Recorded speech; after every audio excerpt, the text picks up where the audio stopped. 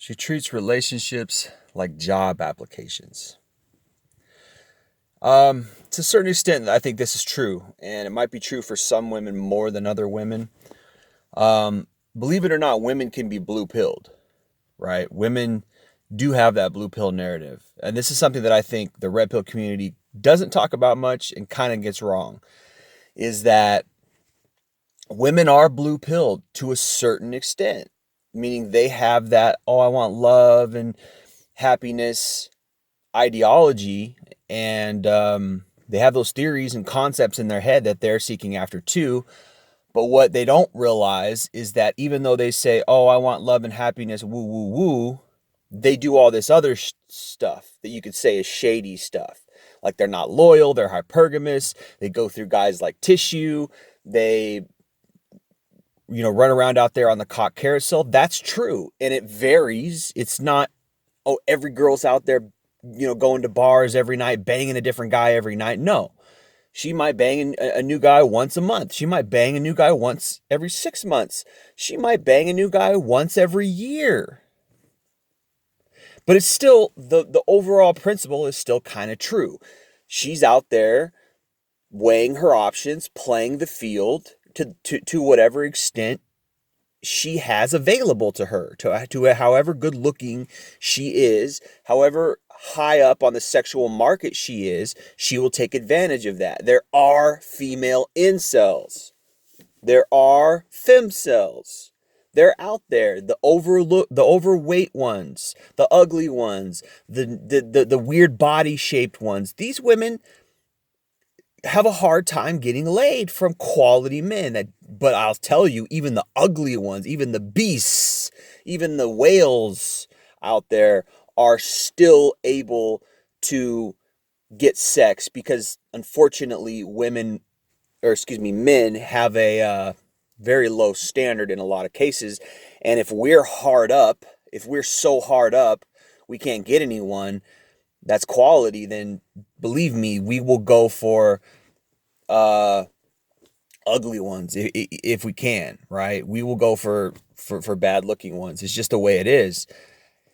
Unfortunately, biology is just a shit show. It's a luck of the draw. You get what you get, and if you can't figure out how to wiggle around it, many men figure out that, hey, I need to make money because I'm not that good looking of a guy. I need money in order to attract women. This is what many men have figured out. I don't like that.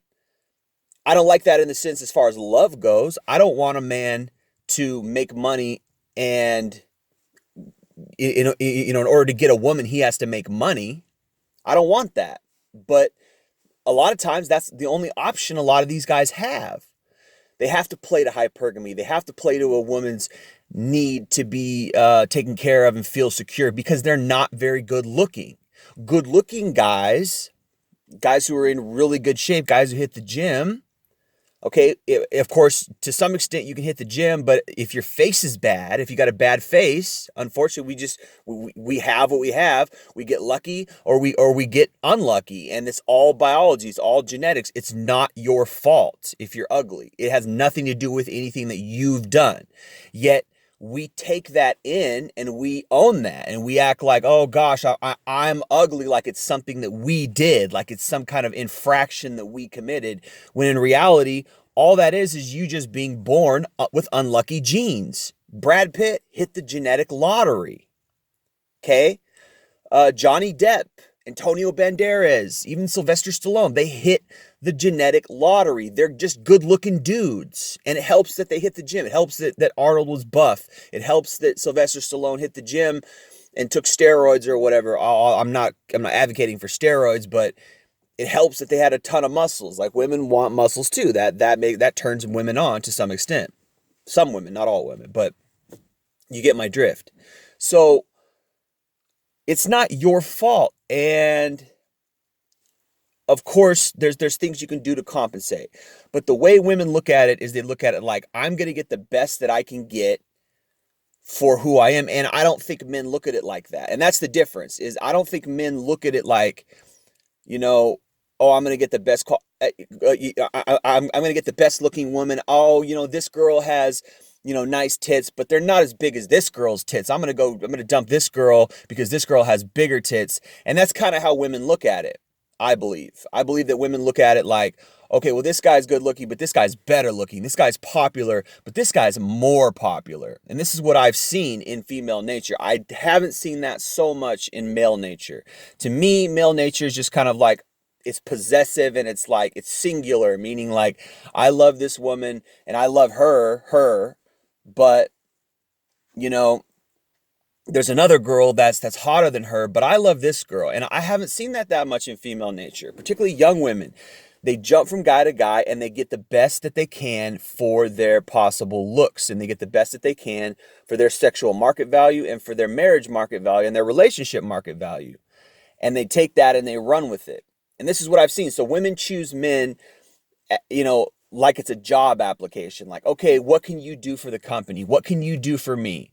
How much money can you bring to the table? How many resources can you bring to the table? How much social status can you bring to the table? How much looks, money, status can you bring to the table? Okay, thank you. You've got this much. Well, this guy's got this much, and they might think like, oh, well, they in their mind, they'll rationalize it somehow, like, well, I just got bored in this relationship, I was just emotionally not challenged, or I was just this, that, and third. What it really is they always want something better, and this is their nature.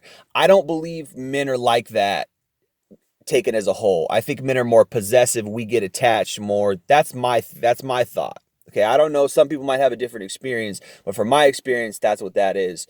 um, you know, like I said, unfortunately, we're just born with what we're born with. If we don't have good genetics, we just get what we get. And if you're out here single, can't get anyone, it's probably because you have bad genetics. It's probably because you're just not that good looking. And unfortunately, men are we're the disposable gender. So we don't get a pass just for being a man, like women get a pass just for being women, right? Women are sought after. However, I see female incels out here. There's women out here that nobody wants to sleep with. There's women out here that nobody wants to be in a relationship with. You got to go outside and look. Go outside, and not everybody's married. There are women in their 40s, 50s, 60s, whatever, that are just single because they're just not good looking. I've seen it, man. So it does affect each respective gender. And then of course you got women hitting the wall, you got men hitting the wall. Both men and women hit the wall. When we get older, we lose our looks to a certain extent, depending on how well we take care of ourselves, depending on how much looks we had in the first place. I mean, Brad Pitt will forever be good looking until he's 90 because he just has amazing genetics. Some guys are really good looking when they're younger, and then they go through a lot of struggles. They don't take care of themselves, whatever. They get fat, they gain weight, and they lose their looks. It's the same with women. Of course, I think it affects women more, and there's variations to that. Like men are more attractive for our resources, etc., which isn't fair at all. It's not about equality, which is why feminists are completely batshit crazy, because they don't understand that there's way more that makes a man than just having a dick and balls and all the things they think it is. And women want us for more than just our looks, but women can get by on mostly just their looks.